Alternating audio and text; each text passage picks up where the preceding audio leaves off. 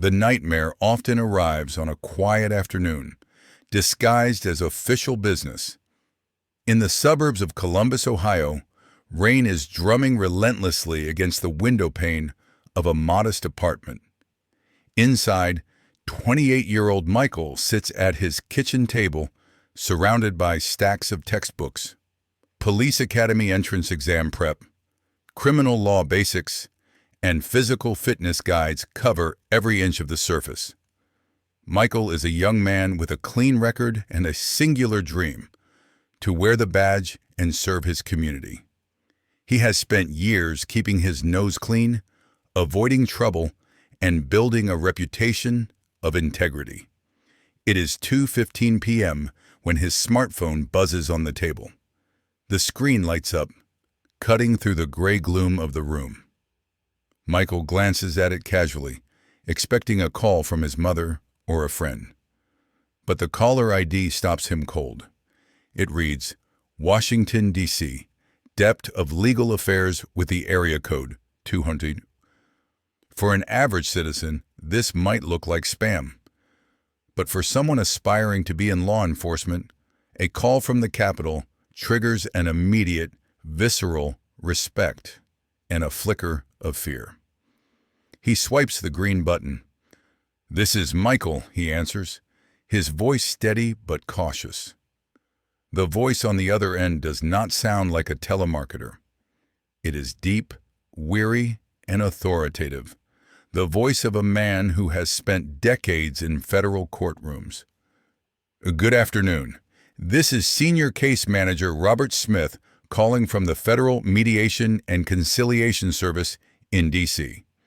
This line is being recorded for federal compliance. Am I speaking with Mr. Michael, last name?" "Yes, speaking," Michael replies, sitting up straighter. "Mr. Michael, before we proceed with the sensitive nature of this call, I must verify your identity to ensure I am speaking to the correct respondent. I show the last 4 digits of your Social Security number as 4892. Is that correct?" Michael freezes. That is his number. He doesn't know that the scammer bought this data for a few dollars on the dark web.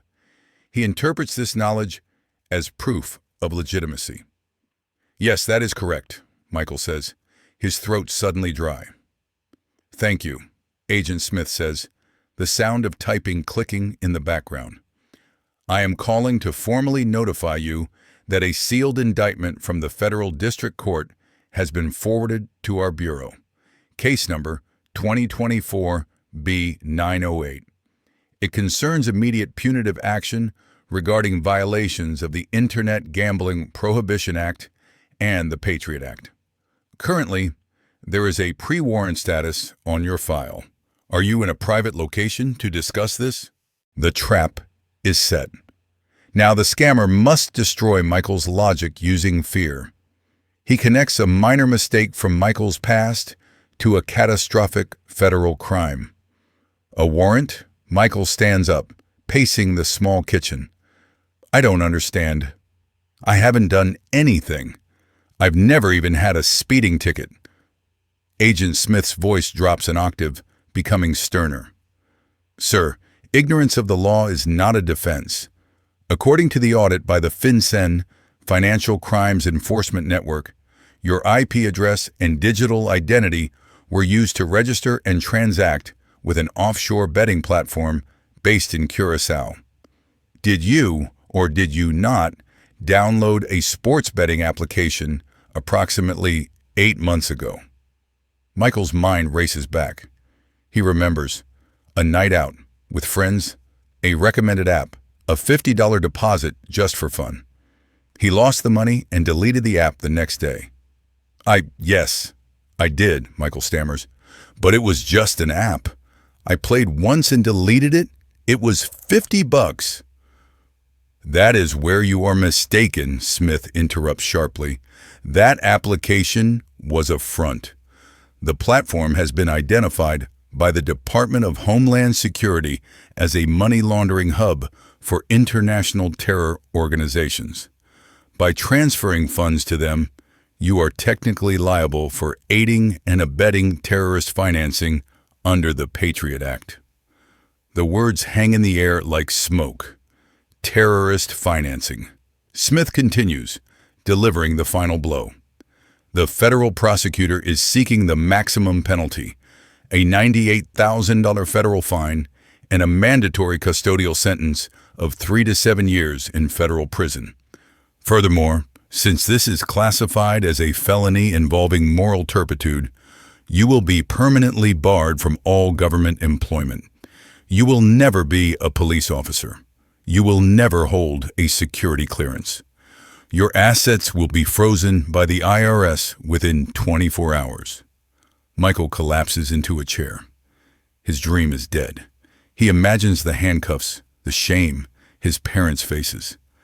"This can't be happening," he whispers, tears forming. "I want to be a cop. This will ruin my life. Please, there has to be a mistake.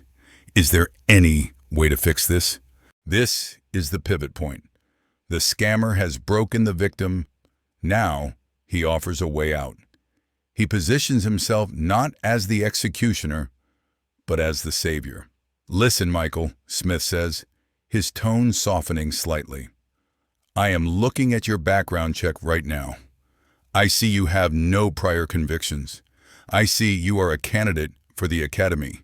It is clear to me that you did not intend to fund terrorism. You were negligent, yes, but not malicious." Michael grips the phone like a lifeline. "I wasn't! I swear!"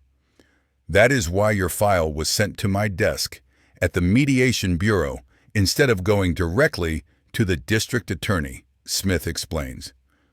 "We have a protocol called a civil compromise. It allows first-time offenders to settle the civil liability without a criminal record being filed.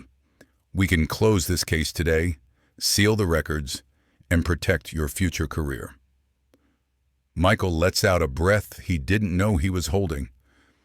"Yes, please. I'll do whatever it takes." To activate the civil compromise, the court requires a good faith surety bond to be posted immediately. This bond proves you are not a flight risk. The amount set by the judge is $24,500. Michael's heart sinks again. $24,000?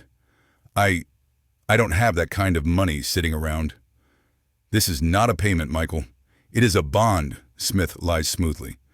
"Once the case is formally dismissed and your name is cleared, which takes about 48 hours, 80% of this amount, $19,600, will be refunded to you via a federal treasury check. The remaining amount covers the court filing fees." But here's the problem. The federal court clerk closes at 5 p.m. It is now 2:30. If this bond is not posted by 4 p.m., the deal is off, the warrant is issued, and the sheriff will be at your door tonight. The urgency is manufactured to prevent Michael from thinking. He has 90 minutes to save his life. Michael scrambles. He drains his savings. He calls his frantic parents, lying to them as instructed by the scammer. "I need it for a used car deal. It's urgent." He gathers the funds. Smith then transfers him to the finance department. A new voice comes on the line. Faster, younger, more technical. This is Officer Davis. "Mr. Michael, due to the Patriot Act flag on your accounts, we cannot accept a standard wire transfer. It would be frozen. We must use the federal digital vault system," Davis explains. This is the jargon they use to justify asking for Bitcoin or crypto. "You need to go to the nearest Bitcoin ATM. I am sending you a secure QR code. This code is linked to the Justice Department's holding account." Michael drives through the rain, his knuckles white on the steering wheel. Officer Davis stays on the line the entire time. This is a tactic called open line management. It ensures the victim cannot call anyone else or think clearly. "Are you at the machine?" Davis asks. "Good. Listen carefully. Do not tell the store clerk what this is for. If you mention federal settlement, they are legally required to report a breach of secrecy, and the deal is void. Just say it is for personal investment. Michael stands in front of the glowing kiosk in a gas station. He feeds bill after bill into the machine. His life savings, his parents' money. The QR code expires in 3 minutes, Michael. Hurry up! We don't have time to generate a second one, Davis shouts. With trembling hands, Michael scans the code. The screen says, processing. The money is gone. But let's rewind. Let's go back to the moment Smith demanded the money. You have until 4 p.m., Smith says. Michael takes a deep breath. He looks at his police exam prep book on the table. He remembers a chapter about due process. Wait a minute, Michael says, his voice firm. If this is a federal indictment, it would be public record. I want the case number again. It's 2024, B908, Smith snaps, but you can't check it. It's sealed. That's not how it works, Michael replies. I am going to check PACER, Public Access to Court Electronic Records, and I am going to call the clerk of the court for the D.C. District directly to verify this warrant. Smith panics. No. If you hang up, I will send the sheriff. Send him, Michael challenges. If I am under arrest, let them come. But I am not sending $24,000 to a stranger over the phone via Bitcoin. The U.S. government does not accept crypto. Smith starts cursing, shouting threats. Michael hangs up. He opens his laptop. He goes to the official PACER website. He types in his name. No records found. He calls the local FBI field office number he finds on Google. No, sir, the agent on duty tells him. That's a common scam. You did the right thing. Michael leans back in his chair. He didn't lose his money. He didn't lose his dignity. He passed his first real test as an investigator. The machine spits out a receipt. Michael grabs it, his hands shaking. It's done, he says into the phone. I sent it. Officer Davis's voice changes instantly. The urgency evaporates, replaced by a cold, bureaucratic indifference. Received. Stay on the line. I am transferring you back to Senior Manager Smith for the final confirmation number. Music starts playing. Generic, tinny hold music. Michael sits in his car, the rain pounding on the roof, clutching the receipt like a holy relic. He waits. 1 minute, 3 minutes, 10 minutes. Hello? He asks. Mr. Smith? Silence. Then a sharp click. The line goes dead. Michael calls back immediately. The number you have dialed is not in service. He tries again. Nothing. A cold knot of dread tightens in his stomach. He opens his mobile banking app. The balance is 0. He calls the local police station, his voice breaking, asking if there is a warrant for his name. The desk sergeant sighs, a sound of pity. Son, the federal court doesn't call you for money, and they definitely don't take Bitcoin. You've been scammed. Michael drops the phone. He puts his head on the steering wheel and screams. In trying to save his future, he has mortgaged it. The money is in a wallet in Russia or Nigeria. His parents' trust is broken. His dream of being a police officer is now tainted by his own naivety.